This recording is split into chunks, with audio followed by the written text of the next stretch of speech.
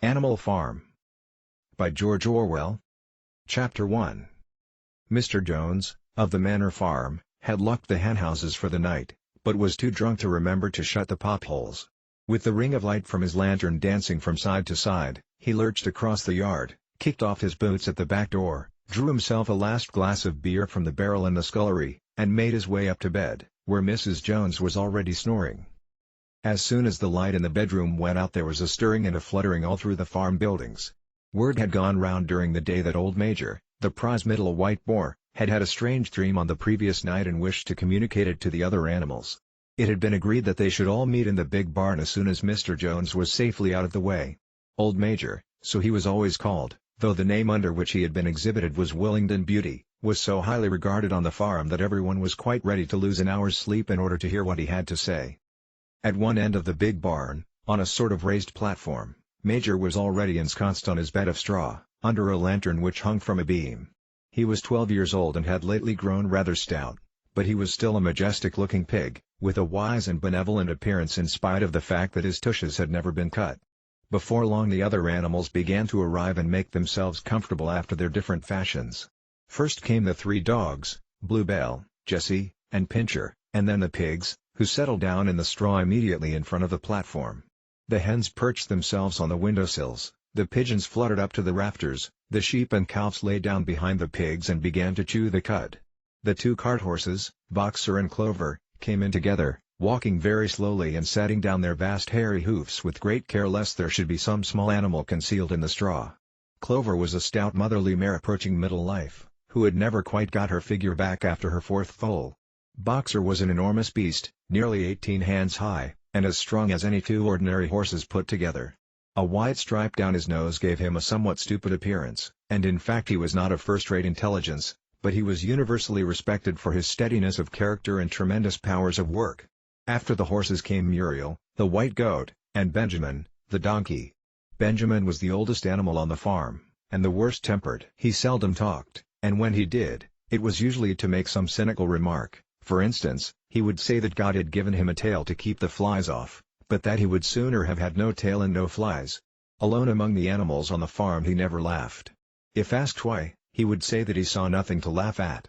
Nevertheless, without openly admitting it, he was devoted to Boxer. The 2 of them usually spent their Sundays together in the small paddock beyond the orchard, grazing side by side and never speaking. The 2 horses had just lain down when a brood of ducklings, which had lost their mother, filed into the barn, cheeping feebly and wandering from side to side to find some place where they would not be trodden on. Clover made a sort of wall round them with her great foreleg, and the ducklings nestled down inside it and promptly fell asleep. At the last moment Molly, the foolish, pretty white mare who drew Mr. Jones's trap, came mincing daintily in, chewing at a lump of sugar. She took a place near the front and began flirting her white mane, hoping to draw attention to the red ribbons it was plaited with. Last of all came the cat, who looked round, as usual, for the warmest place, and finally squeezed herself in between Boxer and Clover. There she purred contentedly throughout Major's speech without listening to a word of what he was saying. All the animals were now present except Moses, the tame raven, who slept on a perch behind the back door. When Major saw that they had all made themselves comfortable and were waiting attentively, he cleared his throat and began. "Comrades, you have heard already about the strange dream that I had last night. But I will come to the dream later. I have something else to say first. I do not think, comrades, that I shall be with you for many months longer, and before I die, I feel it my duty to pass on to you such wisdom as I have acquired. I have had a long life, I have had much time for thought as I lay alone in my stall, and I think I may say that I understand the nature of life on this earth as well as any animal now living. It is about this that I wish to speak to you. Now, comrades, what is the nature of this life of ours? Let us face it, our lives are miserable, laborious, and short.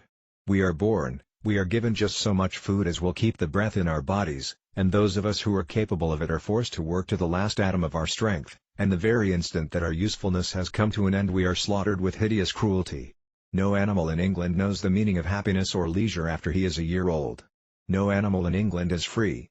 The life of an animal is misery and slavery, that is the plain truth. But is this simply part of the order of nature?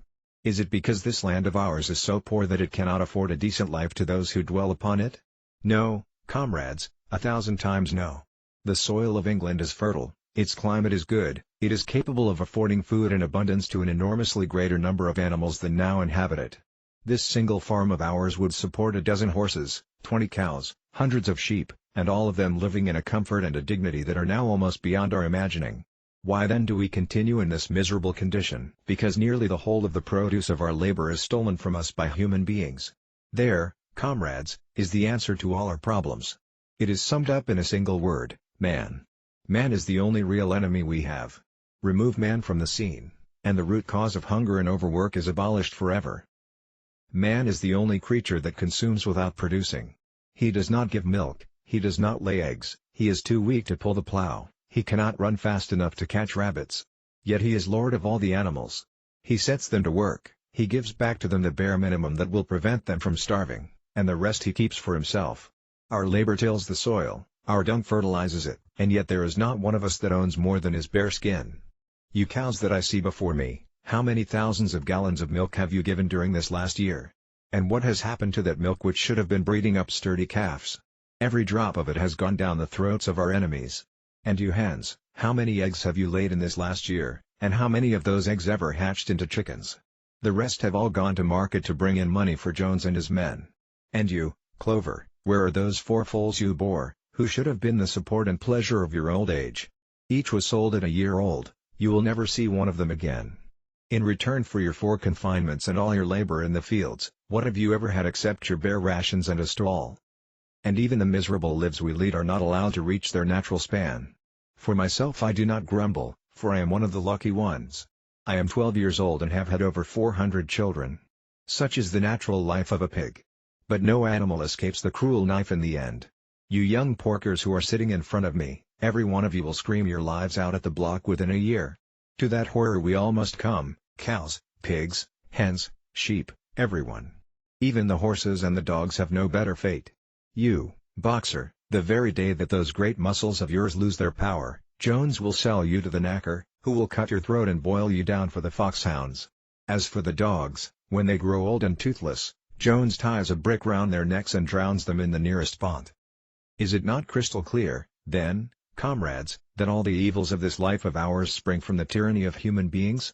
Only get rid of man, and the produce of our labor would be our own. Almost overnight we could become rich and free. What then must we do? Why, work night and day, body and soul, for the overthrow of the human race. That is my message to you, comrades: rebellion. I do not know when that rebellion will come, it might be in a week or in 100 years, but I know, as surely as I see the straw beneath my feet, that sooner or later justice will be done. Fix your eyes on that, comrades, throughout the short remainder of your lives. And above all, pass on this message of mine to those who come after you, so that future generations shall carry on the struggle until it is victorious. And remember, comrades, your resolution must never falter. No argument must lead you astray. Never listen when they tell you that man and the animals have a common interest, that the prosperity of the one is the prosperity of the others. It is all lies. Man serves the interests of no creature except himself. And among us animals let there be perfect unity, perfect comradeship in the struggle. All men are enemies. All animals are comrades. At this moment there was a tremendous uproar. While Major was speaking, 4 large rats had crept out of their holes and were sitting on their hindquarters, listening to him. The dogs had suddenly caught sight of them, and it was only by a swift dash for their holes that the rats saved their lives. Major raised his trotter for silence. "Comrades," he said, "here is a point that must be settled. The wild creatures, such as rats and rabbits, are they our friends or our enemies? Let us put it to the vote. I propose this question to the meeting: are rats comrades?" The vote was taken at once, and it was agreed by an overwhelming majority that rats were comrades. There were only 4 dissensions: the 3 dogs and the cat, who was afterwards discovered to have voted on both sides. Major continued. "I have little more to say. I merely repeat, remember always your duty of enmity towards man and all his ways. Whatever goes upon 2 legs is an enemy. Whatever goes upon 4 legs, or has wings, is a friend. And remember also that in fighting against man, we must not come to resemble him. Even when you have conquered him, do not adopt his vices. No animal must ever live in a house, or sleep in a bed, or wear clothes, or drink alcohol, or smoke tobacco, or touch money, or engage in trade. All the habits of man are evil. And, above all, no animal must ever tyrannize over his own kind. Weak or 3. Strong, clever or simple, we are all brothers. No animal must ever kill any other animal. All animals are equal. And now, comrades, I will tell you about my dream of last night. I cannot describe that dream to you. It was a dream of the earth as it will be when man has vanished. But it reminded me of something that I had long forgotten. Many years ago, when I was a little pig, my mother and the other sows used to sing an old song of which they knew only the tune and the first 3 words. I had known that tune in my infancy, but it had long since passed out of my mind. Last night, however, it came back to me in my dream. And what is more, the words of the song also came back, words, I am certain, which were sung by the animals of long ago and have been lost to memory for generations. I will sing you that song now, comrades. I am old and my voice is hoarse, but when I have taught you the tune, you can sing it better for yourselves. It is called Beasts of England. Old Major cleared his throat and began to sing. As he had said, his voice was hoarse, but he sang well enough, and it was a stirring tune, something between Clementine and La Cucurella. The words ran. Beasts of England, beasts of Ireland, beasts of every land and clime, hearken to my joyful tidings of the golden future time. Soon or late the day is coming. Tyrant man shall be o'erthrown, and the fruitful fields of England shall be trod by beasts alone. Rings shall vanish from our noses, and the harness from our back. Bit and spur shall rust forever. Cruel whips no more shall crack. Riches more than mind can picture. Wheat and barley, oats and hay, clover, beans, and mangel wurzels shall be ours upon that day. Bright will shine the fields of England. Purer shall its waters be. Sweeter yet shall blow its breezes on the day that sets us free. For that day we all must labor, though we die before it break. Cows and horses, geese and turkeys, all must toil for freedom's sake. Beasts of England, beasts of Ireland, beasts of every land and clime, hearken well and spread my tidings of the golden future time. The singing of this song threw the animals into the wildest excitement. Almost before Major had reached the end, they had begun singing it for themselves.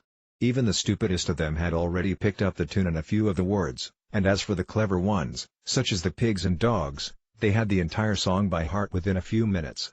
And then, after a few preliminary tries, the whole farm burst out into Beasts of England in tremendous unison. The cows lowed it, the dogs whined it, the sheep bleated it, the horses whinnied it, the ducks quacked it. They were so delighted with the song that they sang it right through 5 times in succession, and might have continued singing it all night if they had not been interrupted. Unfortunately, the uproar awoke Mr. Jones, who sprang out of bed, making sure that there was a fox in the yard. He seized the gun which always stood in a corner of his bedroom, and let fly a charge of No. 6 shot into the darkness. The pellets buried themselves in the wall of the barn and the meeting broke up hurriedly. Everyone fled to his own sleeping place. The birds jumped onto their perches, the animals settled down in the straw, and the whole farm was asleep in a moment.